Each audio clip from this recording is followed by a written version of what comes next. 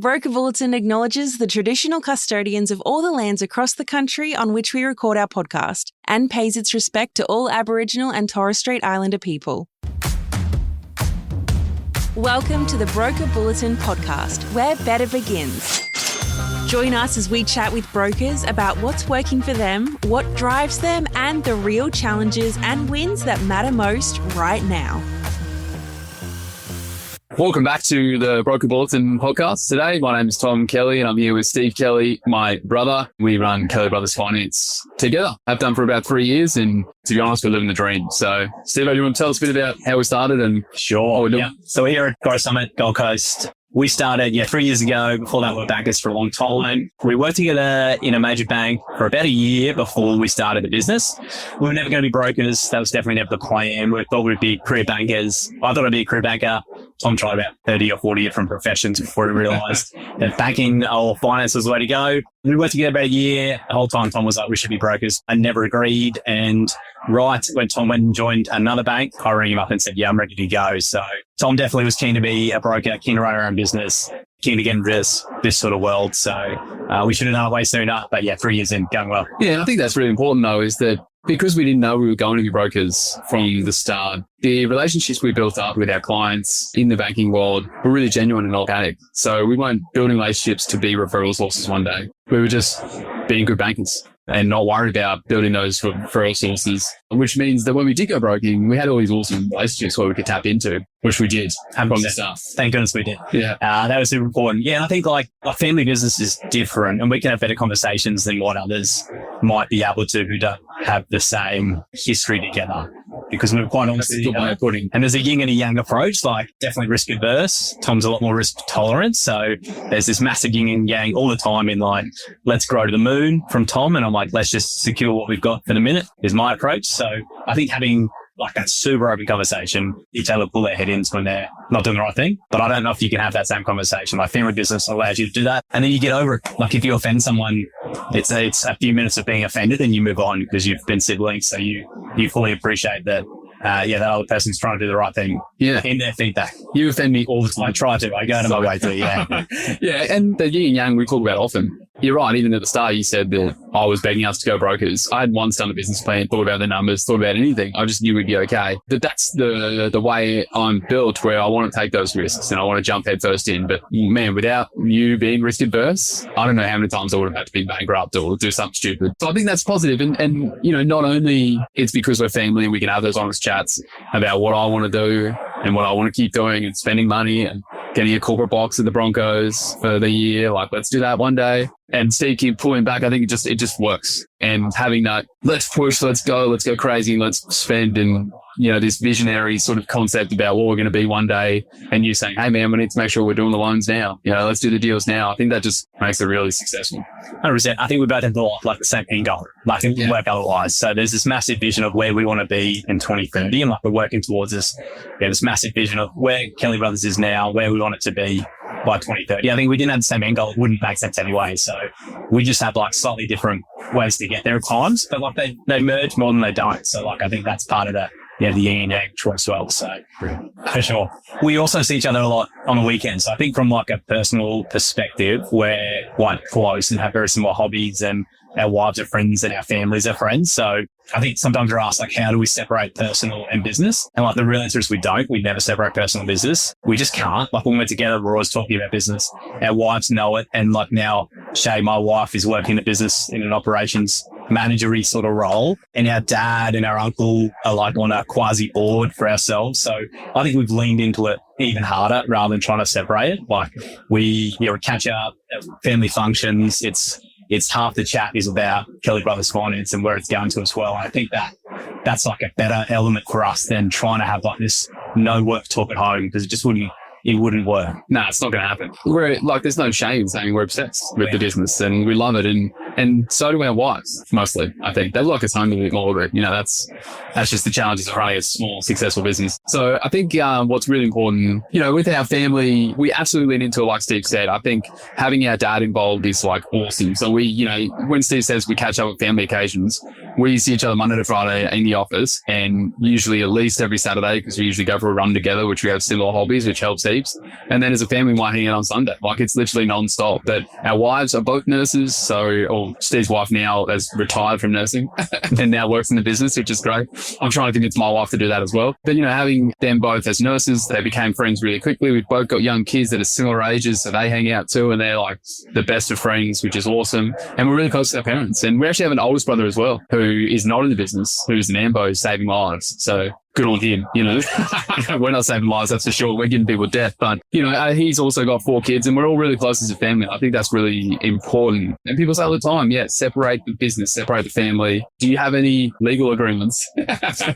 Which we don't. Yeah, well, Steve and I have shook hands at the start of the business, and that's as far as we've gone with worrying about what happens if we break up or fight. Because if we break up or fight, we'll have a little punch and then we'll move on with life and continue running this awesome business. So I think when you're your family, you can just give that full trust. I hardly check bank accounts, so that's how much I trust you. So hopefully they keep running, and hopefully we're getting paid evenly.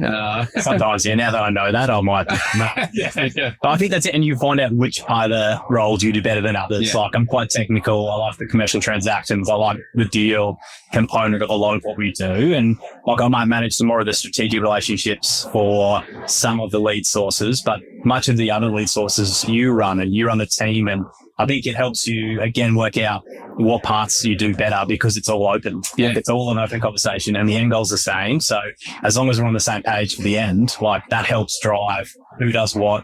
And there's not this like, is it fair, or are you doing, am I generating more revenue? Is someone else generating more revenue? Like, it's easy to be on the same page because you're family. So it doesn't have to be, that who's doing this revenue amount, who's doing that many leads, who's doing that many appointments. So I think that helps with it. Absolutely. I hope it does, because you definitely make more revenue than I do. So I always think that, I'm more the emotional side of things, but you're more the technical and emotion free. I don't know how you do it sometimes, but being that emotional guy helps me lead the team and be the CEO, or the chief energy officer is what I like to call them. And you're the CFO, the chief frugal officer. 100%. Yeah, but I think that, it's just, again, that balance piece. And I love talking to the team. I love making sure everyone's happy, and I love organising events. And, we fill up the fridge with any drinks that the guys want. So, they get to jump in and have a coconut water, a sparkling water. And one of the dudes has like 3 of the drinks out of the fridge every day. So who's counting? Yeah, I think you're coming back to that. Like, the end goal is the same.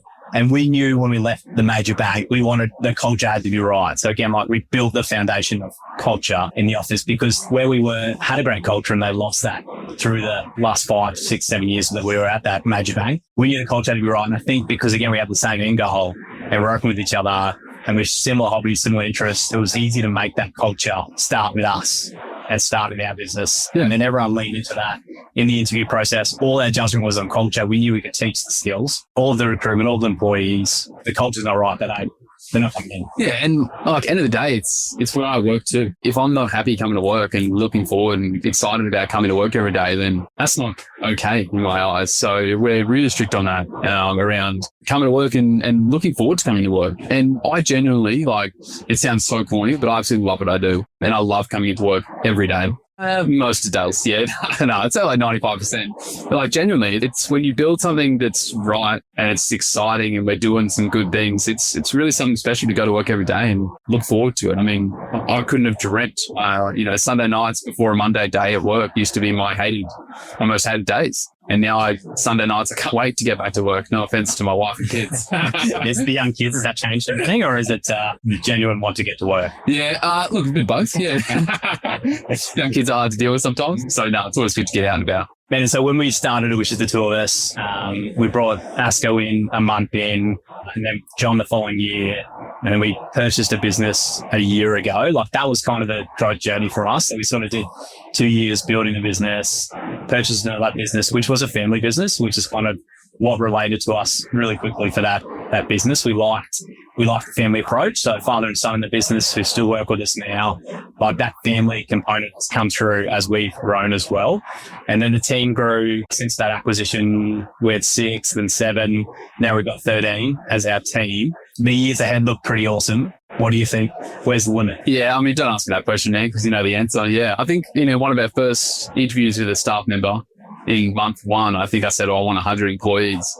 I think you fell off your chair and had a heart attack. And you still hit us. So that's good. I just think like end of the day, which you've now come to agree with, but this is again, my visionary sort of aspect compared to your like what's real and what's logical and what's risk adverse. End of the day, we truly believe in what we do. We truly believe the clients get a better experience at our brokerage. Can I say that on the broker balls? I'm saying it now. We truly believe that people get a better experience with us than elsewhere. So the end of the day is that we genuinely want to help clients. Like I think our motto is to help an insane amount of clients achieve their financial goals. Now, I don't think that's our motto. I know it is. Yeah, I should know what our mission is as a business. Probably our goal. Yeah, our goal? Yeah, the right word. Okay. So I think, the end of the day is that we want to help everyone really have a good experience because we know how bad experiences can be with other brokerages or with other banks. So we want to help an insane amount of people. And what that number means, look, I'm not 100% sure, but I think if by 2029, if we're not at least 10 brokers, 10 associates, middle management, marketing team. How much more can I get out of you? That's enough. And customer care and offshore. I think the moment we've got such a great foundation that now we can go, all right, where is the limit? And I actually don't know where it is. I think we could have offices all around Australia. We could do some pretty crazy things. What do you think? That's all scary. I think growth's inevitable now for us. And I don't think it wasn't first because we kind of came out as like two guys who just wanted to write loans, or maybe one guy who wanted to write loans and one guy who wanted to grow a massive business. And I think that's when the yin-and-yang started. And we kind of knew we would play those roles, but maybe didn't. We never spoke about it. Like we never did a business plan, like you said. We did a little bit of a forecast because we think there's definitely some income in this business. Well, I mean, that's important. That was important. How to be commercially viable. And so we did that forecast, a little bit of a business plan. Like I just wanted to come out and give great experience. Like we built our banking careers on just providing an all-round great customer experience. And we didn't really, like I've always found it hard to market myself. You don't find that the same challenge. But I realized if I just provide a great service, they'll tell their friends and family about that great service. So quick responsive to emails, we return phone calls, which you can't pick them up straight away. Like it was all that basic stuff that we built in, and that was our marketing plan. And so two guys came to write loans, and now we're like this scale of this business is far bigger than I probably thought we'd get to. Yeah, in the long run, let alone where we are now. So I don't know what the limit is, but I think we've got a pretty audacious goal now for 2030, and I think we'll continue to work towards that. And recruitment's always the part that is harder for me and easier for you. So I think as we got to build those stages out. We've got great contacts. We're helping an insane amount of people already.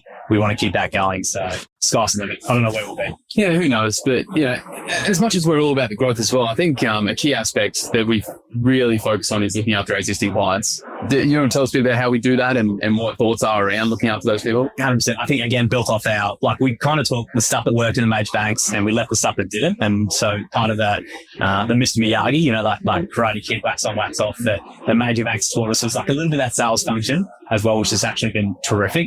How to run teams, and then how to retain clients was a major one we learned. And it was about that annual touch base at least. So we do an annual pricing review. So we actively go to the bank on our client's behalf, try and get them the best rate, respond, and then we tell the client what we've done, what we've saved them, if we have improved their rate. If their rate's still not competitive, we'll engage with them to see if they want to consider alternatives. In that correspondence, we provide like a property report. We're just trying to give the client like good, sensible information about where they are at that point in the cycle. And when we implemented that, because we implemented that very quickly, but obviously we had a year in before we implemented it because it's an annual process. When we did implement it, we got referrals straight off the back of it. Like it was incredible to email someone who we said we were looking for and give them a call, and whether they picked up the phone or not, we'd get a response from that email, and often like their sister would come through as a referral on the back of it. So we realized how powerful that process was, not only to secure our trail, our income, but provide that fantastic client experience and then get leads off the back of it. Like none of it wasn't designed for a trail securing, lead source generating. It was just designed to look after clients. We thought if you get paid an ongoing income, you should look after that client. Now, to us, it was really basic. And so all we wanted to do was make sure the clients knew we were thinking of them at least annually. And sometimes we do it sooner as well where we can, where it might make sense for different lenders as well or different clients in different circumstances. But it's at least an annual process for us to connect with that client. And it's about the client experience. So if we've listened to anything here with the Growth Summit, I think what I've taken away again is like really focusing on the client experience, which we do. But I think at times you're focused on growth, you're focused on the team, focused on process, like client first, which again is corny and everyone keeps saying. But I think if you focus on client, and like Matt from Four Pillars is awesome in like that client emotional journey and how they feel through every step. So when we get back to the office with the team, I want to like hone in on that, how people feel through different parts of those journeys. Because I think it's easy for us, and we do this day in, day out. We help people buy their homes. They might do like 1 to 5 times throughout their lifetime. And we do it day in, day out. So it can become mundane, just like the doctor who has poor bedside manner because he doesn't realize how important this experience is for the patient. Like that stepping back and realizing how special and like stressful and scary this transaction is for the client is also to like think through how we make that process nicer and more warm for that client, so that when they finish, and we know they do already with us, they've had a terrific experience and they tell everyone about it. So our marketing strategy has always been clients will tell everyone about it. We're definitely doing a bit more on the marketing front now with the social media front as well. I'm getting used to being on video, which is very hard. But I think, yes, it's about that great experience. And like, that's what we wanted to build. Great experience. We knew we could build a great experience, and now we want to provide that great experience to more people. I don't, like audaciously, you said we do that better than many other brokers. I think we do, but like, I think everyone can as well. Like, we hear everyone at the Broker Summit also talk about how customer service is their competitive advantage. Like, it can't be everyone's competitive advantage, but it's awesome that everyone's striving for that to be their advantage, because that's the part that separates you from the banks or other lenders as well, is that you're out there trying to do the best thing for the customer. Like, bid might be the greatest thing that's ever happened to brokers. Yeah. It's really forcing brokers to always think customer first. And I think, we're proud to be on this side, which we felt like maybe was the dark side and it's the light side now. So we've definitely crossed the bridge, and I think it's awesome to be here. And I think, again, like LNG, somehow we chose the right aggregator when we started as well. Like, things work out. Things do work out. And I think we've really focused on doing it right. You know, I think just to end this little chat, because you'll just keep talking otherwise. I will. I think, we've always wanted to look after the client to absolute perfection, because we know that's what they've wanted, but also it's the right thing to do, which I think is where we lean to Kelly Ross Finances. As long as we are always doing what's right, whether it's a customer who wants $50,000 increase or they want to buy their $5 million home, no matter how big the loan is, no matter who the client is, no matter where they are, we will look after them to the nth degree by doing what's right, and everything will work out themselves. So that's what we're for, man. And I can't wait to see what we're doing. I mean, it's only been 3 years, so another 3 years, another 10 years. Let's get that corporate box of Nanko. Let's go. Well, I'll give you 3 years to do it, so we'll see. Sweet. Thanks, Steve. Thanks, Tom. See you, mate. See ya. Thanks for tuning in to Broker Bulletin. We would hate for you to miss an episode. Subscribe to Broker Bulletin in your favourite podcast app. Has this episode been helpful? We'd love you to rate and review us. It'll help us deliver content that's useful to you and help others discover us. If you have great ideas for topics worth tackling, or have burning questions you'd like addressed on an upcoming episode, reach out. Links in the show notes. See you next time.